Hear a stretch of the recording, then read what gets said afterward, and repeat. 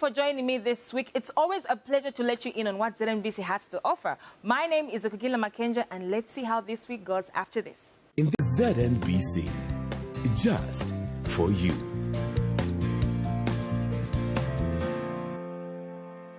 You're watching the listeners and viewers' voice on air. Your public broadcaster ZNBC proudly boasts broadcasting in 9 different languages. Now, the 9 different languages include 7 local languages, English, and lastly, sign language. Interestingly, today, we have caught up with Obed Mambwe, one of ZNBC's sign language interpreters. He shares what it takes to sign for ZNBC. He also shared his recent experience in the United States as he participated in the latest Mandela Washington Fellowship. Let's hear it.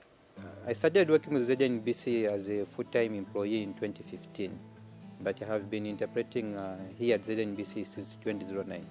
I came to ZNBC as a baby, as a newbie. I amassed my experience from ZNBC, and it is the Association of Sign Language Interpreters, ASLIS.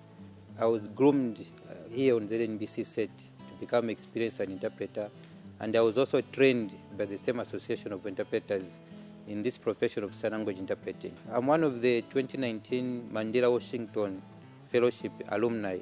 We are 700 Africans, and I was the only sign language interpreter who was participating in this year's fellowship.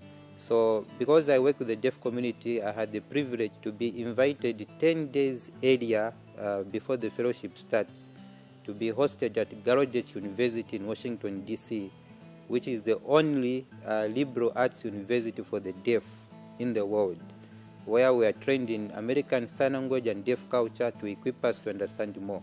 And then we went to our different institutes where we did the training in leadership skills. I was under the public management track. The training will benefit ZNBC in many ways. First of all, my skills and my knowledge about deaf people, deaf culture, sign language and interpreting have really been built up due to this exposure. So I'm now more able to offer my service to ZNBC. So ZNBC is able to reach everyone, including people who are deaf. I'm also being able to look after the unit of sign language interpreting here at ZNBC with less supervision from my supervisors because the training was in leadership skills. So I've become more of an asset to ZNBC than a liability, and I have a lot of knowledge and experience to share to add to ZNBC's value. My closing remarks to the viewers, especially those who have deaf children in their families or deaf members in your families, the teachers who teach deaf people, and to you, my brothers and sisters who are deaf, is that the Mandela Washington Fellowship is an opportunity. It is still ongoing for those who qualify between 25 and 35 years of age.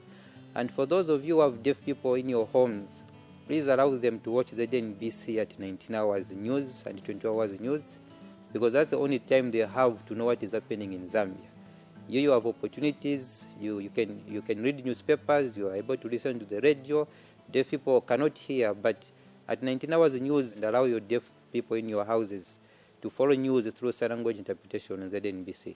I don't know why I was left at the Mandela Washington Fellowship. You people should let me in on this, but that was excellent right there. Now, as we continue with the